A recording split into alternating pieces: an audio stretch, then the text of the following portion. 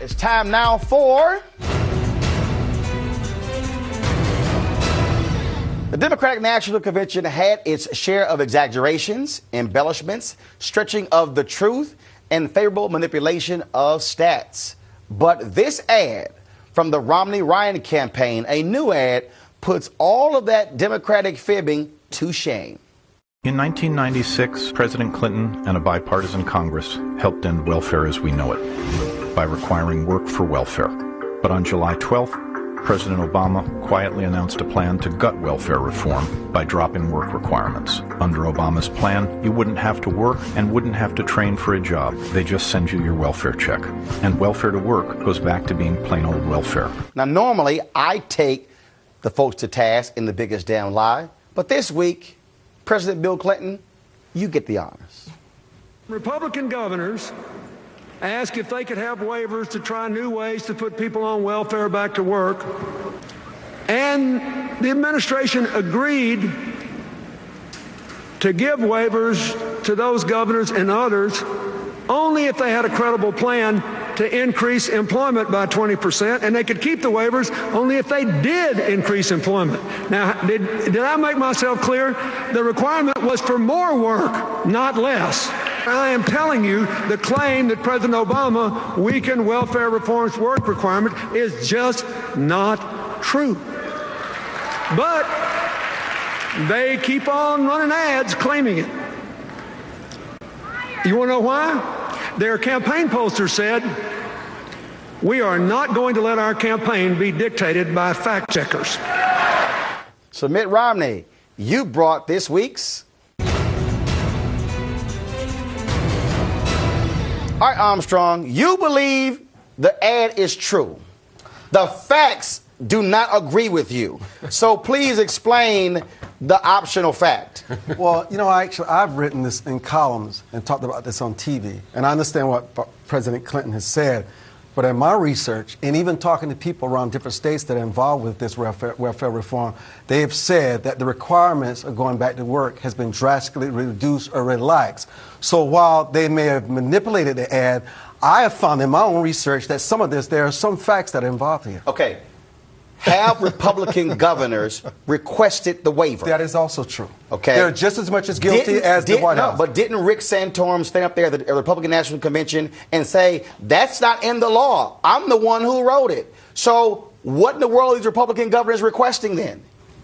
An end to, well, you know what, it's politics. Look. Hell, I just heard three others. No. Come on, which one is it? Either you can do a waiver or you can't request a waiver. Which one is it? Either you're increasing work requirements or you're not increasing work requirements. They're not increasing work Yes, requirements. they are. They have to increase their work rolls by 20%. But it has not happened. Well, then they'll lose the Well, that's waiver. a different issue. But this is all about That's a different issue. Yes. Whether it's happened or not is different from what the requirement is. Yeah, This is what Republicans do that really bothers me. They walk away from their own ideas when Democrats adopt them. And so in this case, the idea that a state governor is going to be more intelligent about how to get his people to work or her people to work is a Republican idea. The flexibility to give the states the way the right to like innovate. President Clinton when he referred to Paul Ryan's views on Medicare, right, saying that Paul Ryan put out the $719 billion savings in the Paul Ryan, and he says, it takes a lot of brass to go after and attack somebody for doing what you did. It takes a lot of brass. And to some degree, that plan was what the Republican governors asked Bill Clinton to put in. Absolutely. And what Armstrong may be talking about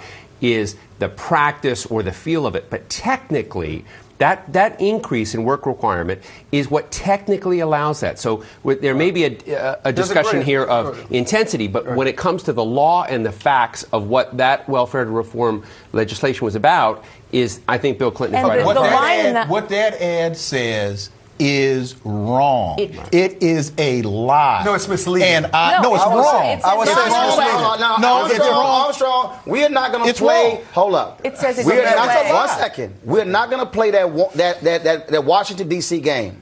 You are from South Carolina.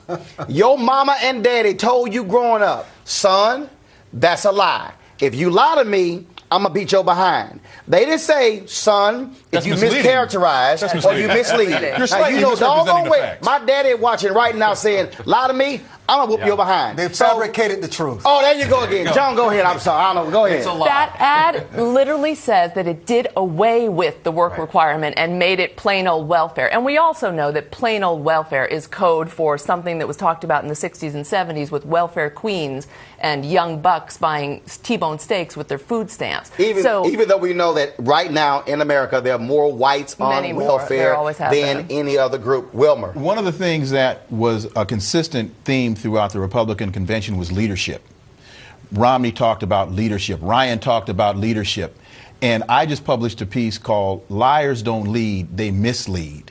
And what we have heard consistently on a number of levels throughout the Republican convention, a pack of lies. All right, now, this is no different. I'm going to give you a last comment on this here, but if you lie, I'm not going to. It's I'm no going to do what your daddy did to you. You know what? I'm going to concede this, and it's no different than the lies that were told. Stop. Hold on.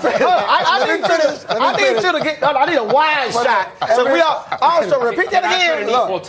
Everything here is about integrity. It's no different than the way the Obama campaign lied about bank capital. Hold on. Don't change the time. They all do it. Hold on, Steve. I got to get this. Did I you just say conceded that was a lie? All right, I just want to make sure we got that. My work is done. Look at what it took to get it. Go ahead. Put one on the table that will make many of my progressive and Democratic friends upset.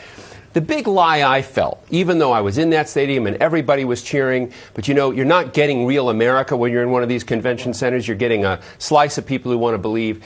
And technically, and there are many of us writers or people at the Financial Times, technically, Americans are not better off than they were 4 years ago. Yes, 4 years ago, the economy was in free fall. Yes, jobs were hemorrhaging like crazy. But when you look at mortgages, you look at what's happened to jobless rate, when you look at the real unemployment rate of what's out there, we are, as a nation in the aggregate, not better off. Do I blame Barack Obama for that? No. President Barack Obama. But I want to say President Barack Obama.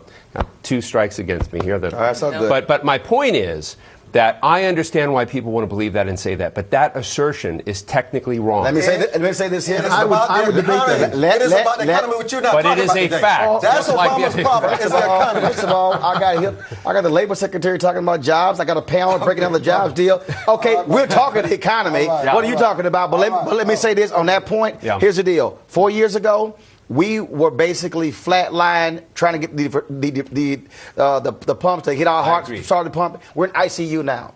If you're in ICU and you almost dead, you saying I'm better off today than I was when I was almost dead. A lot of Americans. I understand that. And not every but American I say is. this here. I believe you're a better nation when you're adding jobs than losing 500,000 in a month. Losing 700,000 Jones, Armstrong, Wilmer, jobs. Steve, I appreciate it, but he conceded. You know that's a lie.